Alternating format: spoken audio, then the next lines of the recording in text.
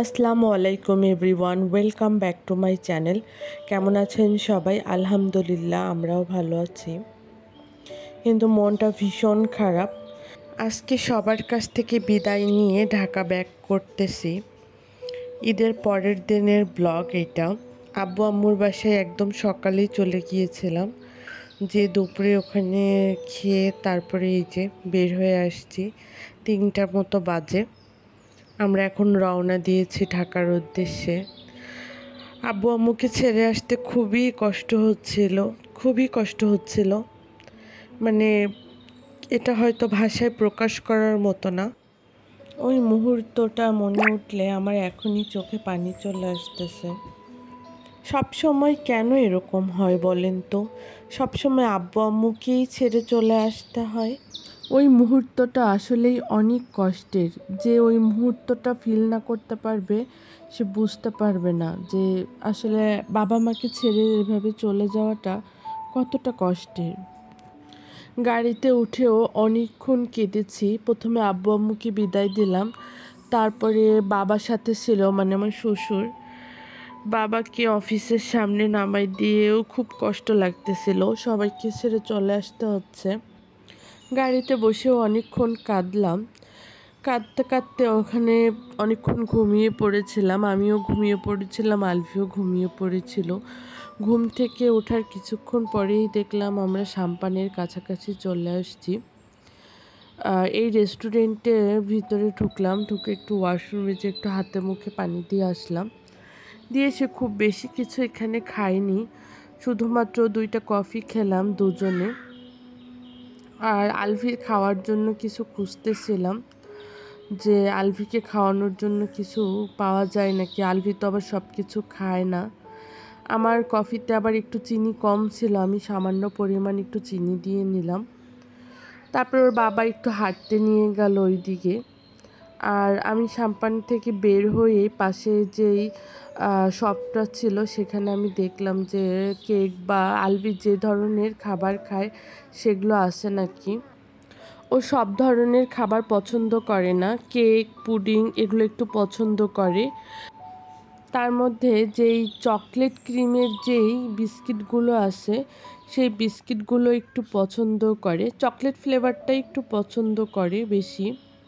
Chocolate কেকটাও পছন্দ করে। তাই আমি একটু ঘুরে ঘুরে দেখতেছিলাম যে ওর জন্য কি নেওয়া যায় আর ও কী খাবে। তো সেরকম কিছুই ওকে জন্য আর পেলাম না। তারপরে একটা বিস্কিট নিলাম। বিস্কিট নিয়ে বাইরে যেয়ে দেখতেছি যে ওর বাবা কোথায় আছে, ওকে নিয়ে কোথায় গেল। তারপরে আমরা গাড়িতে উঠে আবার রওনা দিলাম। আমাদের যেতে যেতে সন্ধ্যা হয়ে গিয়েছিল। সন্ধ্যা বলতে 8:45টার সময় আমরা বাসায় পৌঁছেছি। আর কোথাও আমরা দাঁড়াইনি, কারণ দাঁড়ানোর খুব একটা প্রয়োজন হয়নি। আলভির জন্য কেক আমার ব্যাগেই ছিল। তারপরে কেক বিস্কিট একটু খাইয়ে দিলাম, দিয়ে একটু পানি খাইয়ে দিলাম। এই কিছুক্ষণ পর পর কেক বিস্কিটই একটু করে খেলো। ও তো খুব বেশি খেতে চায় না। তারপরে অনেকক্ষণ ট্রাই করলাম যে আলভি আর একটু ঘুমাই কিনা, কারণ অনেক বেশি অস্থির হয়ে গিয়েছিল। ও আর থাকতে চাচ্ছিল না গাড়িতে। ও লাস্টের দিকে এরকম করে, মানে বেশিক্ষণ গাড়িতে হয়ে গেলে, মানে অনেক সময় হয়ে গেলে ও লাস্টের দিকে এসে অনেক বেশি বিরক্ত করে, অনেক বেশি ও অস্বস্তি ফিল করে, গাড়িতে থাকতেই চায় না। তাই ওকে ঘুম পাড়ানোর অনেক চেষ্টা করলাম, বাট ও ঘুমালো না। তারপরে যে আস্তে আস্তে যেতে লাগলাম, আর কোথাও আমরা দাঁড়াইনি। তারপর লাস্টের দিকে এসে এত বেশি বিরক্ত করতেছিল আলভি যে ওকে গাড়িতে একটু কার্টুন দেওয়া লাগলো। কার্টুন দেখার পরে কিছুক্ষণ একটু চুপ করেছিল। গাড়িতে বসেও আব্বু আম্মুকে অনেক বেশি মিস করতেছিলাম। মনে হচ্ছিল আর কয়েকটা দিন থাকলেই খুব ভালো হতো। আলভিও ওর নান্নাকে অনেক অনেক বেশি মিস করে, ওর নানুকে, নান্নাকে, দাদা ভাইকে। তবে একটা জিনিস কি জানেন, আমার আলভি অনেক অনেক লাকি যে ও ওর দাদু ভাই, তারপরে ওর নানু, নান্না, ও সবার ভালোবাসার মধ্যেই বড় হচ্ছে, সবাইকেই একসাথে পেয়েছে। আর সবাই ওকে ভীষণ আদর করে। ওর দাদা ভাই, তারপরে ওর নান্না, নানু ওকে খুব আদর করে, ওকে খুব ভালোবাসে। আর সবার মাঝখানে থেকে ও যে সবাইকে কাছে পেয়েছে, সবার ভালোবাসা পেয়েছে, আর এইটাই আমার কাছে অনেক অনেক বড় একটা বিষয়। কারণ দাদা দাদি নানা নানির ভালোবাসা পেয়ে বড় হওয়াটা আসলে একটা ভাগ্যের ব্যাপার। আমরাও ছোটোবেলায় কিন্তু দাদা দাদিকে তো চোখেই দেখিনি, কখনো দেখিনি। সেই হিসাবে আলভি ওর দাদা ভাই, ওর নান্না, ওর নানু সবাইকে নিয়ে এত এত আনন্দ করে, ওই মুহূর্তগুলো আসলে দেখতেই খুব ভালো লাগে। ও সবার সাথে খুব একসাথে থাকতে চায়, সবাইকে নিয়ে একসাথে থাকতে চায়, ও খুব এনজয় করে মুহূর্তগুলো। আর ওর নান্নার সাথেও খেলে, একসাথেই করে, ঘুমায়। মানে ওই বিষয়গুলো আসলে অন্যরকম। ওর নান্না খেতে বসলে ওর আমার আব্বুর পাশে বসে থাকে। সবাই আলভির নান্না, নানু, ওর দাদা ভাই ওনাদের জন্য দোয়া করবেন। আলভি যেন এরকমই সবার মাঝখানে থেকে বড় হতে পারে, সবার ভালোবাসা নিয়ে বড় হতে পারে। এই তো আমরা বাসায় যেতে যেতে এই যে সন্ধ্যা হয়ে গেছে, প্রায় 6:49 বাজে।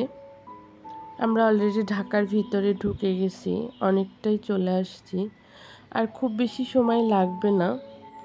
ভিডিওগুলো অনেক বড় হয়ে যাচ্ছে ইদানিং, কারণ কোনটা কেটে কোনটা বাদ দিব আসলে আমি বুঝতে পারতেছিলাম না। আসলে আমি সব কিছুই রাখতে চাচ্ছিলাম, সেই জন্য আর ভিডিও কাটিনি। যেইটুকু আমি ভিডিও করতে পেরেছি সেইটুকুই ভিডিওই আমি শেয়ার করলাম আপনাদের সাথে। আমি কোনো কিছুই কাটিনি, আপনাদের মাঝে সবটুকুই শেয়ার করেছি। অলরেডি আমরা বাসার রোডে চলে আসছি। আমার ভিডিওগুলো যদি আপনাদের কাছে ভালো লেগে থাকে তাহলে অবশ্যই লাইক, কমেন্ট, শেয়ার করতে ভুলবেন না। আর যারা এখনও আমার চ্যানেলটি সাবস্ক্রাইব করেননি তারা প্লিজ আমার চ্যানেলটি সাবস্ক্রাইব করে দেবেন। আর আমার ভুলগুলো ক্ষমা সুন্দর দৃষ্টিতে দেখবেন। আর অবশ্যই আমাকে সাপোর্ট করবেন, আমার পাশে থাকবেন। বাড়ি থেকে কি কি নিয়ে আসছি, বাড়ি থেকে আমার আব্বু আম্মু বাবা কি কি দিয়েছে আমাদের সাথে, সেগুলো নেক্সট ভিডিওতে শেয়ার করব।